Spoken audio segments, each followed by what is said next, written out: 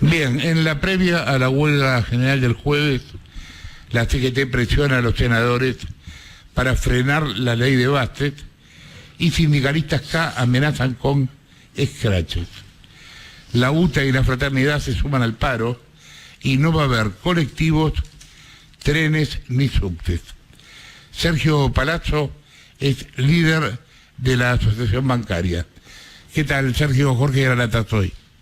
Jorge, un gusto saludarte, un saludo a todo el estudio y a toda la audiencia. También para nosotros. Contame, bueno, hay varios temas. Sí. El asunto de los senadores, ¿cómo lo estás viendo?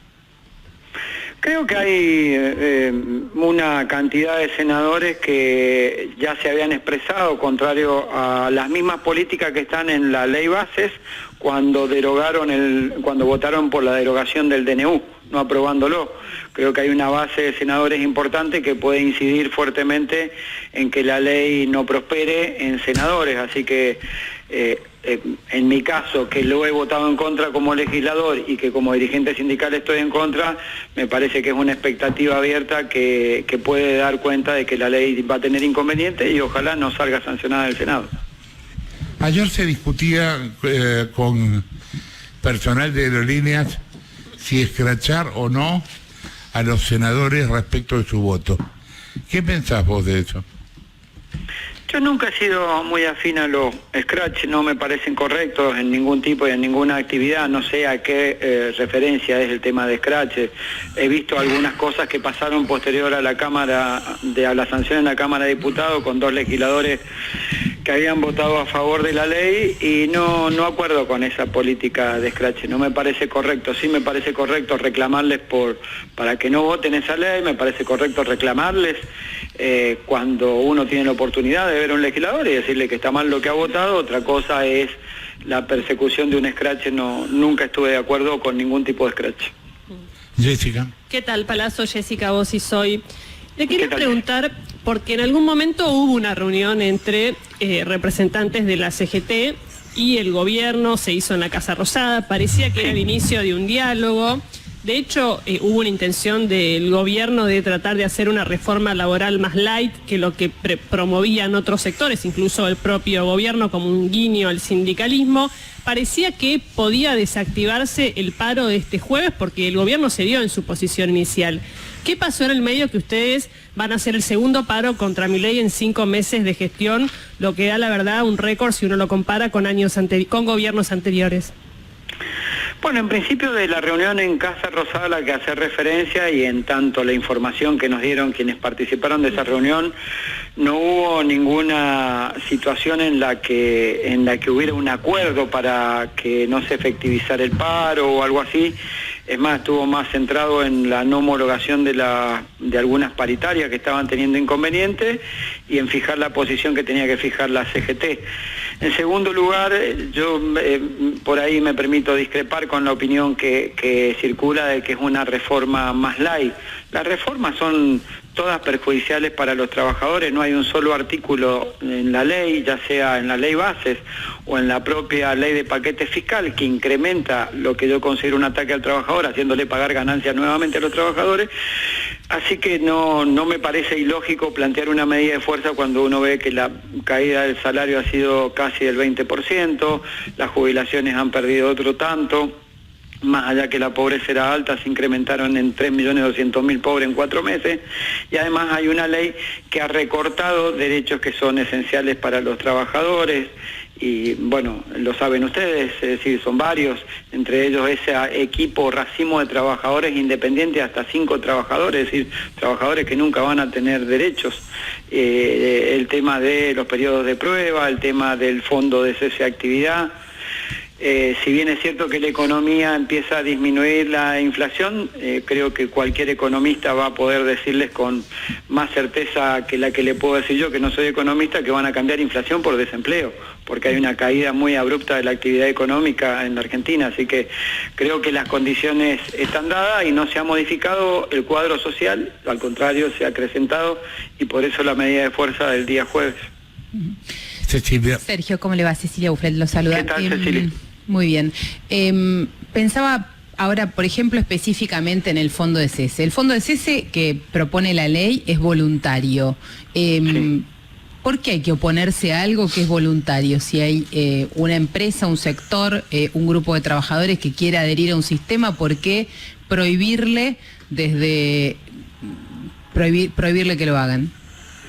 Bueno, en principio porque la Constitución Nacional prevé que el Estado tiene que tomar medidas, eso lo dice en el 14 bis creo, tiene que tomar medidas para protección del empleo ante el despido arbitrario. Bajo este concepto no existe más el despido arbitrario. Te dicen mañana retirate de la empresa, andá, pasar por ventanilla del banco, cobrar el seguro que te hemos estado depositando. Como primer punto es un hecho constitucional.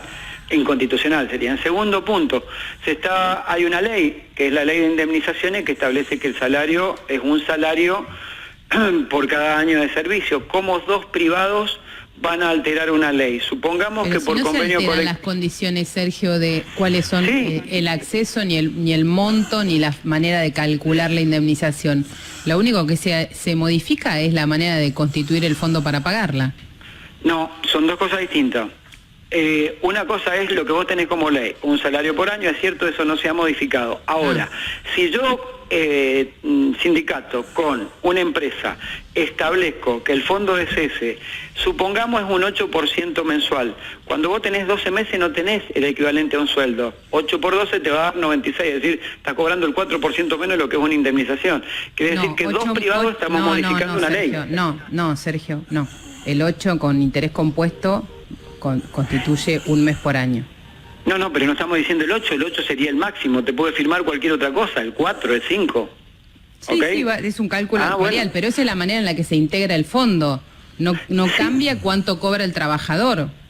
Sí, va a cambiar porque va a cobrar el fondo, no va a cobrar el equivalente a un año de servicio. No es que tomás el fondo y le pagás la diferencia. Suponete que no sea un 8, suponete que sea un 4. No llegás, pero ni dibujado, a un sueldo al año... Al sueldo que le corresponde por año de servicio. ¿Y por qué el sindicato de comercio, por ejemplo, o la UOCRA aceptan eso? Bueno, las actividades, eso lo han tenido históricamente. Sí te puedo dar un dato que es relevante. La mitad de los empleos que se han perdido hoy, la mitad de los empleos privados que se han perdido hoy tienen que ver precisamente con el sector de la construcción, porque es más fácil despedirlos. Y además voy a otro punto, ¿no? ¿Por qué un empresario debería pagar si no despide? ¿Por qué ponerle un sobrecargo de el 8, el 4 o el 5 de una planilla mensual? Que yo le hago es por qué oponerse a algo que es voluntario. Si un empresario quiere hacer eso y un sindicato quiere hacer eso, ¿por qué otro dirigente sindical se lo va a prohibir? Si no cambia las condiciones del trabajador en cuanto a la indemnización que va a recibir.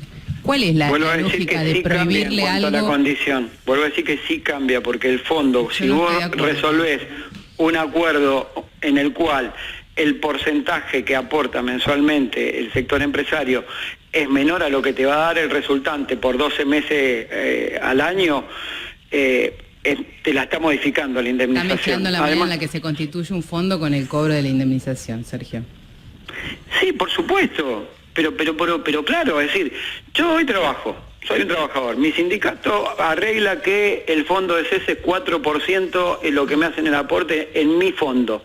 Sí. Mañana yo me voy, a mí no me van a pagar un sueldo por año de servicio como dice la ley, me van a dar el acumulado del 4% mensual.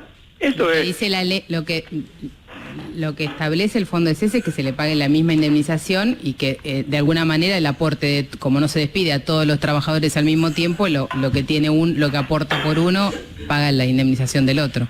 No, si vos arreglaste un fondo de cese inferior, lo que te vale es el fondo de cese, no te vale el valor de la indemnización. El valor de la indemnización es si vos optaste por la indemnización y no tenés acuerdo entre el sindicato y la Cámara Empresaria. Bueno, Marina. Sergio, Marina Calabro lo saluda. Hola Marina. ¿Cómo está? Lo estaba escuchando bien atentamente. Y le pregunto un poco por el clima social, por el clima de época, cuando se aprobó, se le dio, como se dice vulgarmente, media sanción en diputados a la ley bases y al paquete fiscal y la reforma laboral. Vio que no hubo mayor movilización en la calle, más allá de algún sector del MTS o del Polo Obrero. pero no hubo, digamos, una sociedad movilizada contra esta ley que usted califica de supresora de derechos para los trabajadores, etcétera. Le pregunto qué espera para el tratamiento en el Senado. Entiendo que hoy arranca el plenario de comisiones y qué explicación le da a que, digamos, las bases no concuerden con su mirada de la ley, más allá de que entiendo que tiene poder de movilización el jueves con el paro, pero el clima social parecería estar acompañando. Hay situaciones, estaba convocado ya una marcha para el 1 de mayo, que fue día posterior a la sanción de la ley. Es cierto que hubo una movilización de sectores de la izquierda y al otro día ya estaba prevista la movilización de la CGT, las dos CTA, e incluso ya estaba previsto un paro nacional dentro de la estrategia sindical. Yo creo que va a tener una fuerte incidencia el paro y aspiro a que tenga un alto acatamiento el paro, obviamente, y ojalá puedan recapacitar sobre eso y darse cuenta que a lo mejor lo que se percibe como imagen positiva del presidente no es tal a la hora de que esas políticas que está impulsando con la ley base van a tener y tienen un efecto sobre la sociedad. Ya lo están teniendo, sin ir más lejos, con el DNU lo tuvo con las prepagas, ¿no? Y lo está teniendo con las alzas de precio y lo está teniendo con la caída del ingreso, con la licuación de los ingresos de los argentinos. Así que yo tengo otra mirada, me parece que sí hay gente que está enojada, preocupada, angustiada y que seguramente esto lo va a reflejar en una medida de fuerza.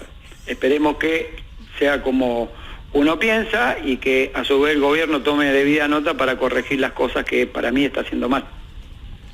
¿Qué pensás que cambió para que un político como Milei creciera y ganara las elecciones? En principio logró empatizar con la bronca de la sociedad hacia la política o la forma de hacer política. Esto es verdad de perogrullo, me parece que supo empatizar con esa bronca y a partir de ahí su oferta electoral era la más próxima a ganarle a quien era el oficialismo en ese momento y concitó la atención de la sociedad.